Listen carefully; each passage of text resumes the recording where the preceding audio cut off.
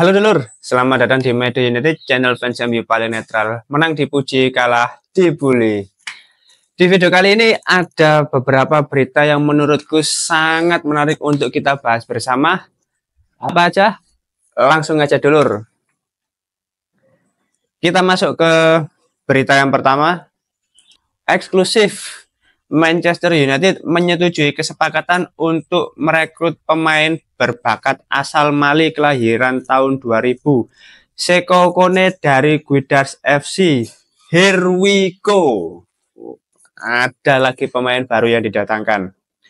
Kone ada dalam daftar beberapa klub, tetapi United telah menyetujui kesepakatan hari ini.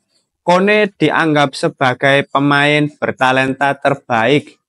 Dia adalah bagian dari rencana jangka panjang yang serupa dengan Cido Obi Martin. Biaya transfer yang dibayarkan Manchester United untuk Seko Kone adalah 1,2 juta pound sterling. Ditambah dengan bonus tergantung pada penampilannya. Kone akan menyelesaikan tes medis dan menandatangani kontraknya pada awal minggu depan. Oke teman-teman, ini merupakan rekrutan baru Ineos yang di luar dugaan ya menurutku ya, karena tidak tercium oleh beberapa media akhir-akhir ini, tapi tiba-tiba langsung melakukan pergerakan dan ada kesepakatan tanpa embel-embel. Iya, proses negosiasi masih berlangsung gini-gini dan lain sebagainya. Ya, di luar ini pemain masih sangat muda, lalu bukan pemain dengan nama besar juga, tidak seperti Cido Obi Martin yang butuh beberapa waktu sampai deal dengan pemain tersebut. Menurutku untuk pemain yang kelahiran 2006 saat ini usianya sekitar ya 17-18 tahun ya, nggak berbeda jauh dengan Cido Obi Martin. Lalu untuk Leny Yoro juga, jadi pemain ini namanya untuk ya 2-3 tahun ke depan akan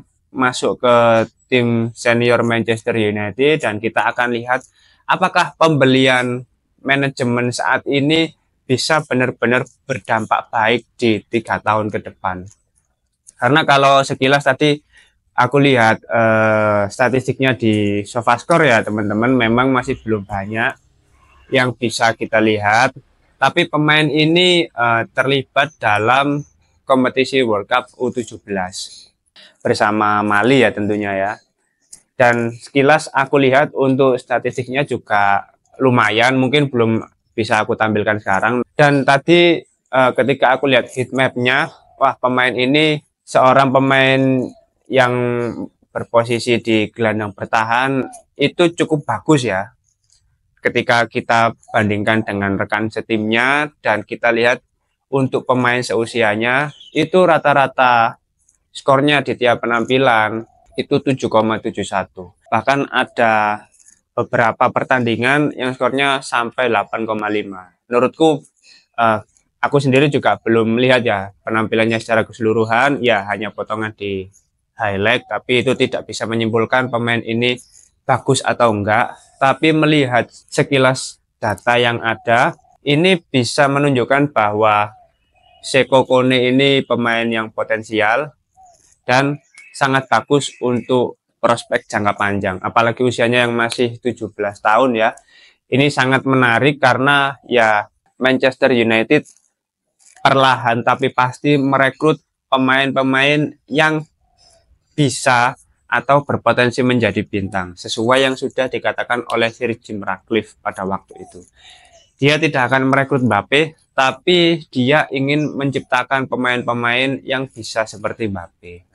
Analogi yang bagus, dan semoga untuk tahun-tahun ke depan Manchester United bisa benar-benar kembali ke jalur seperti sedia kala. Ini rekrutan yang bagus ya menurutku, tapi kita tidak perlu terburu-buru untuk melihat penampilannya di tim senior Manchester United. Biarkan pemain-pemain muda seperti ini fokus sesuai dengan kapasitasnya dulu. Ya, terlibat di U21 itu masih bisa. Jadi para pemain yang masih muda ini biar menunjukkan kualitasnya, biar menunjukkan kepada manajemen bahwa Pemain ini memang tidak salah jalan untuk datang ke Manchester United. Keren ya.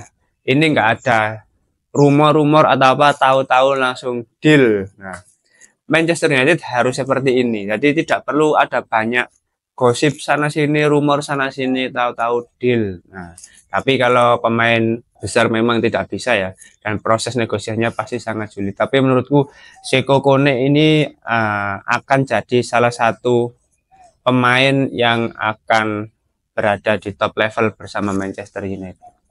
Kita tunggu aja ya perkembangannya di beberapa tahun ke depan. Oke, kita lanjut ke berita yang kedua.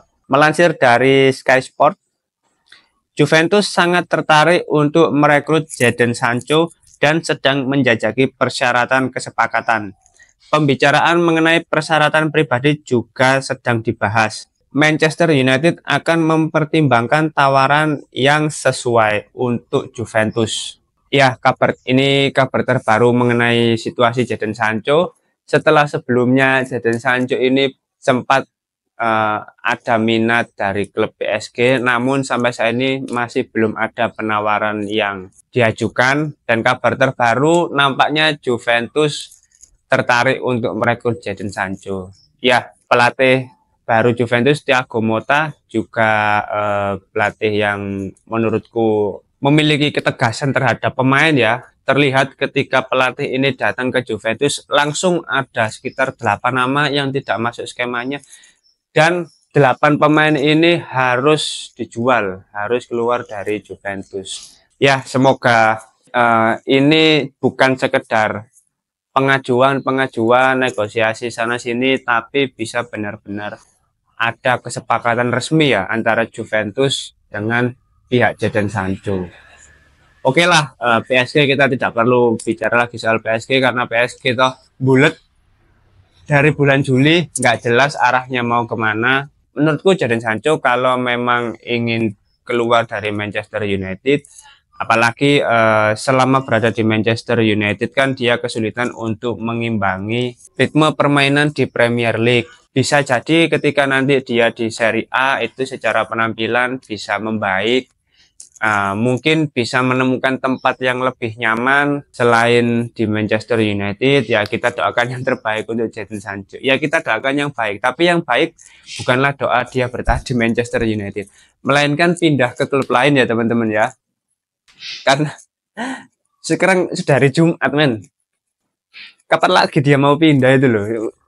Waktu semakin menipis gitu loh di bursa transfer itu. Jadi proses negosiasi Jadon Sancho ini harus apa ya, harus ke arah yang positif gitu loh. Harus ada indikasi kalau dia memang segera cabut dari Manchester United. Bangsat ini lama banget ini keluarnya. Oke coy, Sancho yang keluar ya coy ya. Kita juga butuh pemain baru ini masalahnya gitu. Nah, tambahan dari berita mengenai Jadon Sancho tadi, Juventus sedang mempertimbangkan pinjaman dengan kewajiban membeli sebesar 40 juta pound sterling dengan syarat tertentu untuk Jadon Sancho. Namun masalahnya adalah gaji sang pemain yang dinilai cukup tinggi. Nah, kembali lagi Juventus sudah tertarik dan memberikan opsi peminjaman dengan kewajiban membeli sebesar 40 juta pound sterling. Ya, ini kalau kita bicara soal harga, menurutku ini harga yang cukup bagus, 40 juta pound sterling. Namun sayangnya hal itu baru bisa didapatkan tahun depan, karena untuk saat ini opsi yang ditawarkan oleh Juventus adalah opsi peminjaman. Kita nggak tahu ya, Manchester United ini memang saat ini benar-benar butuh uang. Tapi kalau sekiranya ada kewajiban untuk membeli di musim berikutnya, mau nggak mau Manchester United akan memenuhi opsi tersebut. Karena mau bagaimanapun yang dibutuhkan adalah Sancho keluar dari Manchester United. Apapun jalannya, apapun cara keluarnya, yang penting keluar dulu. Asal jangan sampai keluar dengan status bebas transfer. Nah,